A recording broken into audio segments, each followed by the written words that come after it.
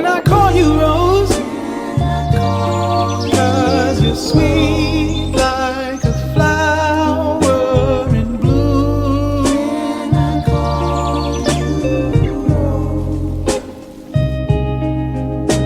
Can I call you Rose? 'Cause your fragrance takes over the room. Darling.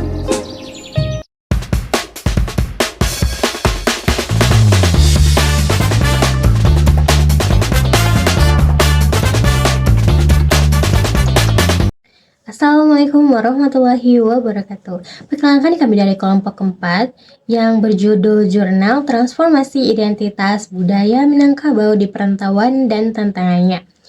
Kami yang beranggotakan saya sendiri, Elvianti Tanjung dengan NIM 2924006. Saya Harun Muharram dengan NIM 2924005. Dari Prodi Informatika UIN Syekh M. Jamil Jambek Bukit Tinggi. Video ini dibuat untuk memenuhi salah satu tugas UAS pada mata kuliah Keminangkabauan dengan dosen pengampu Bapak Dr. Mairul SHI MH.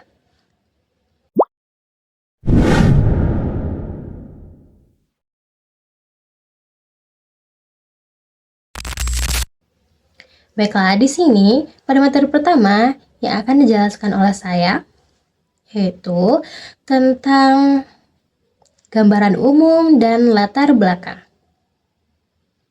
Jadi, masyarakat Minangkabau dikenal punya sistem sosial budaya yang khas, yaitu matrilineal, kekerabatan berbasis suku, nilai komunal, dan prinsip, yaitu adat bersandi syarak bersandi kita bawah. Salah satu ciri khas yang paling kuat adalah tradisi merantau, yaitu kebiasaan pergi keluar kampung halaman untuk mencari pengalaman pendidikan, karir, dan memperluas jaringan sosial.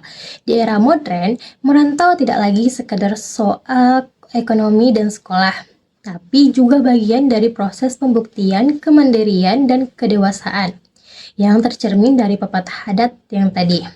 Menariknya, kalau dulu merantau identiknya dengan laki-laki, sekarang perempuan Minang juga banyak merantau untuk pendidikan dan karir, yang menunjukkan adanya pergeseran sosial dan struktur tradisional.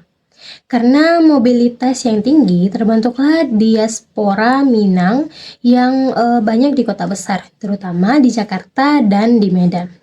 Dua kota ini, orang Minang berhadapan dengan lingkungan yang heterogen dan modern, sehingga mereka sering melakukan negosiasi identitas antara adat, agama, budaya lokal setempat, dan tuntutan kehidupan kota. Materi yang kedua yaitu tentang kajian literatur terdahulu. Penelitian sebelumnya sudah banyak membahas Minangkabau dari segi antropologi, sosiologi, dan sejarah dan diaspora. Ada yang menekankan bahwa nilai matrilineal Minang tetap bertahan meskipun berada di lingkungan yang berbeda. Ada juga yang melihat bahwa struktur sosial Minang ini adaptif, mampu menyesuaikan diri tanpa kehilangan karakter dasarnya. Dalam konteks perantauan, penelitian ini menyoroti peran organisasi komunitas, misalnya itu kayak IKM dan kelompok-kelompok kedaerahan yang menjaga solidaritas jaringan sosial dan rasa sesama orang Minang. Tapi di sisi lain, literatur juga menunjukkan adanya tekanan budaya lokal, profesionalitas, gaya hidup urban, dan globalisasi yang mendorong transformasi identitas, terutama pada generasi muda saat ini. Namun, kebanyakan studi masih bersifat umum dan belum mendalami secara rinci bagaimana proses transformasi identitas itu terjadi di konteks perantauan modern, termasuk soal tantangan antara generasi, perubahan peran gender, dan praktik adat dalam kehidupan urban. Materi yang ketiga yaitu membahas tentang kebaharuan penelitian. Jadi pada penelitian ini, kebaharuan penelitian ini ada pada beberapa hal, yaitu menggabungkan pendekatan campuran dengan menggabungkan studi literatur dan studi kasus dari Jakarta dan Medan, terus membahas transformasi identitas secara rinci, yaitu mencakup nilai, bahasa, keluarga, interaksi sosial, dan praktik adat. Yang kedua itu menyoroti tantangan kontemporer generasi muda dari segi digitalisasi, urbanisasi, pola kerja modern, dan pluralitas budaya kota. Terus yang keempat itu menggabungkan teori identitas budaya dari Starkweil, Brandenburg, dan Henry Teichspel untuk membaca realita diaspora Minang saat ini. Jadi fokusnya itu bukan pada perubahan saja, tapi bagaimana perubahan itu berlangsung dan apa yang mempengaruhinya. Nah, materi berikutnya itu adalah rumusan masalah. Jadi, penelitian ini akan menjawab 3 pertanyaan utama. Yang pertama itu ada apa saja latar belakang budayanya, sosial, histori tradisi merantau Minangkabau. Yang kedua itu adalah bagaimana proses transformasi identitas budaya Minang di perantauan, khususnya itu di Jakarta dan Medan tadi. Terus, apa tantangan terbesar dalam mempertahankan identitas budaya Minang di lingkungan yang berbeda. Nah, materi berikutnya itu ada tujuan penelitian. Jadi tujuan penelitian ini akan menjelaskan latar belakang dan dinamika tradisi merantau, terus menganalisis transformasi identitas budaya Minang lewat literatur dan studi kasus, terus mengidentifikasi tantangan modern yang mempengaruhi keberlanjutan identitas budaya Minang di diaspora. Terus materi berikutnya itu ada kerangka teori. Jadi kita akan jurnal ini akan membahas 3 teori utama. Jadi penelitian ini juga memakai 3 perspektif. Yang pertama itu Starkweil. Identitas budaya yaitu proses yang terus berbentuk lewat sejarah dan interaksi sosial. Yang kedua itu menurut Brandenburg, identitas etnis bertahan karena ada batas sosial, yaitu kita dan mereka, bukan hanya karena budaya internal. Terus yang ketiga itu menurut Henry Teichspel, menurut dia itu identitas sosial dibentuk melalui keanggotaan kelompok dan cara individu melihat kelompoknya dibandingkan kelompok lain. Jadi teori ini dipakai untuk membaca posisi orang Minang yang hidup di antara adat, tradisi, dan realita modern kota. Berikutnya itu adalah metode penelitian. Jadi metode penelitian kami itu adalah mixed method atau campuran. Tetapi desain utamanya itu adalah deskriptif kualitatif. Jadi data yang kami ambil itu dari studi literatur. Itu seperti dari jurnal, buku proceeding, artikel akademik, terus dokumentasinya itu kami ambil dari komunitas kayak laporan kegiatannya, publikasi daring, berita, dokumentasi acara. Terus observasinya itu kami tidak mengambil data itu tidak secara langsung, tapi kami itu adalah mengamati aktivitas komunitas melalui media sosial atau publikasi resmi tanpa terlibat langsung untuk mencari data tersebut. Terus lokasi studi yang kami ambil itu adalah di 2 kota, yaitu Jakarta dan Medan. Nah, kenapa kami ambil Jakarta? Karena lingkungannya itu paling heterogen dan kompetitif. Terus negosiasi identitasnya itu lebih cenderung intens karena banyak tuntutan urbannya. Terus kota yang kedua itu ada pada Medan, yaitu karena Medan itu kan punya sejarah multi etnis dan ekosistem komunitas Minangnya itu relatif kuat, tetapi tetap menghadapi tantangan perubahan nilai generasi dan kompetisi budaya lokal. Terus subjek kajian penelitian kami ini adalah dilakukan secara analisis, bukan wawancara langsung.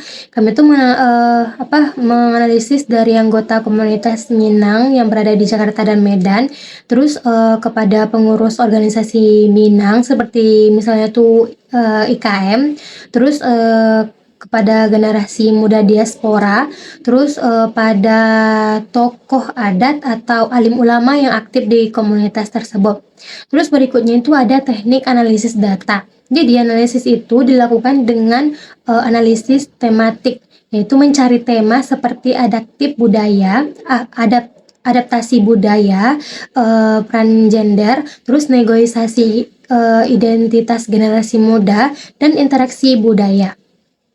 Nah, analisis komparatif antara lokal yaitu adalah membandingkan Jakarta versi Medan untuk melihat persamaan dan perbedaan pola transformasi. Terus reduksi dan penyajian data penelitian ini adalah datanya itu diringkas jadi kategori lalu disajikan dalam narasi. Terus ada tabel tema dan diagram alurnya pada penelitian yang kami buat ini. Terus berikutnya itu adalah prosedur penelitian atau alur kerja dari penelitian ini. Langkah yang pertama itu adalah langkah runtun.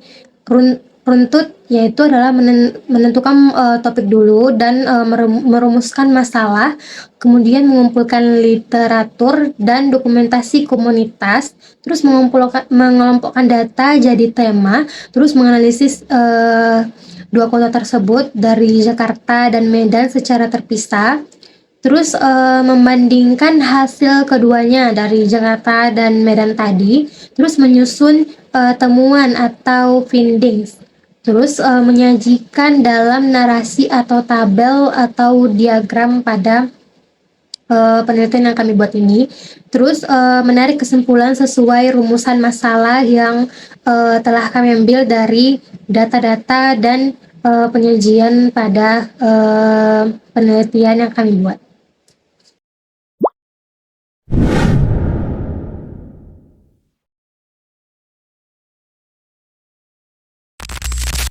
Saya akan membahas tentang hasil dan pembahasannya.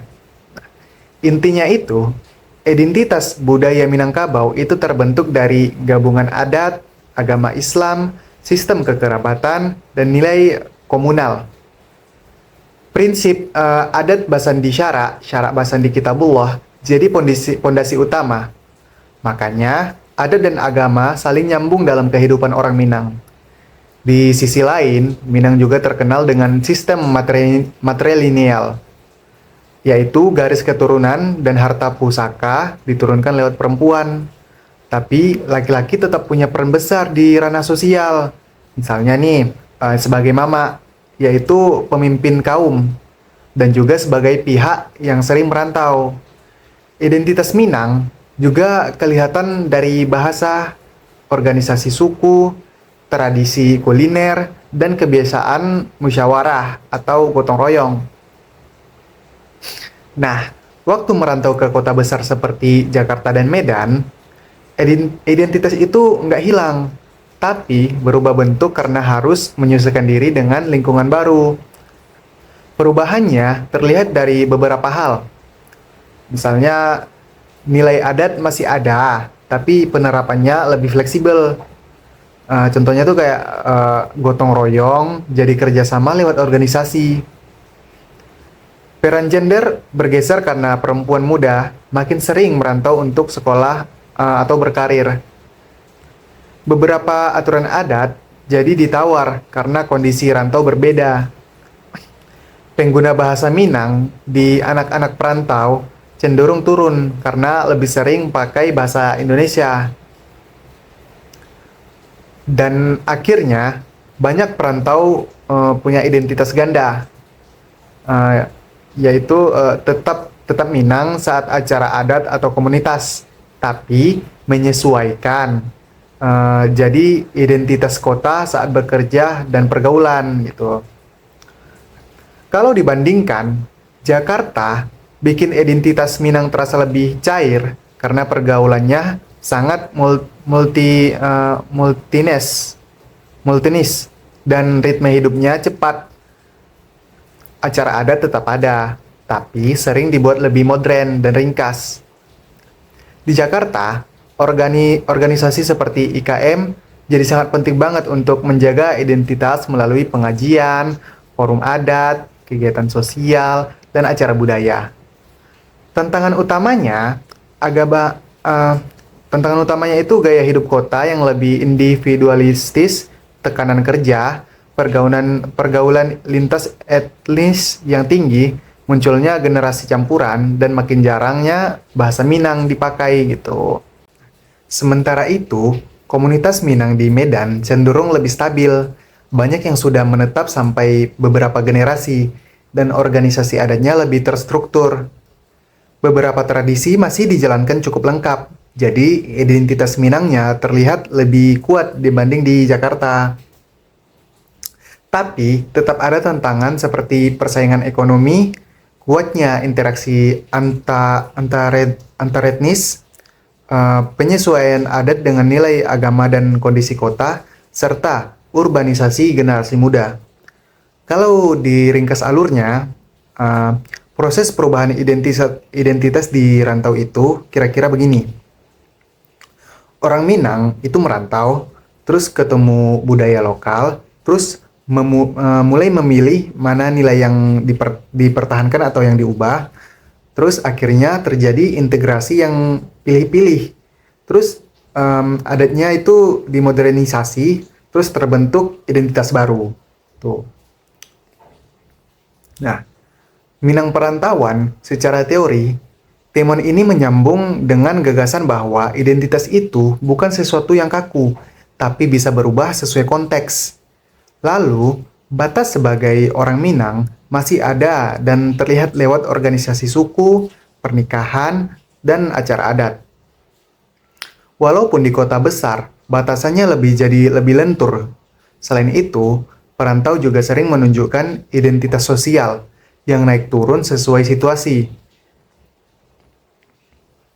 Di komunitas merasa satu kelompok, tapi di luar komunitas menyesuaikan diri sebagai warga kota.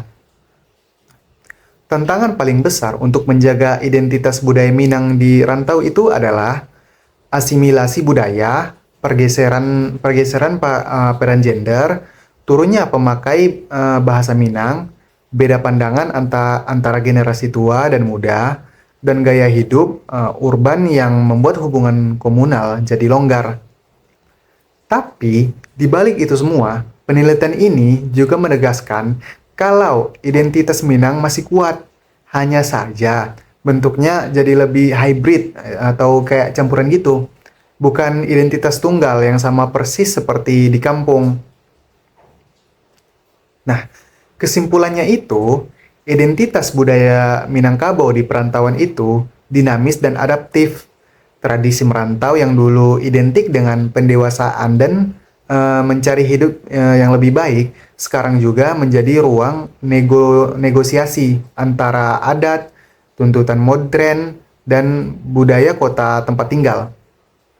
Perubahan terjadi pada nilai komunal, peran gender, bahasa, sampai praktik adat. Tapi, fondasi penting seperti nilai agama, semangat komunal, prinsip adat Bashandi Syara, dan unsur matrilineal tetap bertahan sebagai inti identitas. Nah, komunikasi perantauan yang punya peran besar untuk menjaga budaya lewat organisasi dan kegiatan sosial budaya. Karena tantangannya itu nyata, asimilasi bahasa menurun, visualisasi kota, konflik antar generasi. Pelestarian budaya itu nggak bisa dibiarkan berjalan sendiri. Harus ada usaha sadar, terutama memperkuat komunitas, menghidupkan kembali bahasa Minang di keluarga, dan menanamkan nilai adat generasi muda dengan cara yang lebih relevan di zaman sekarang.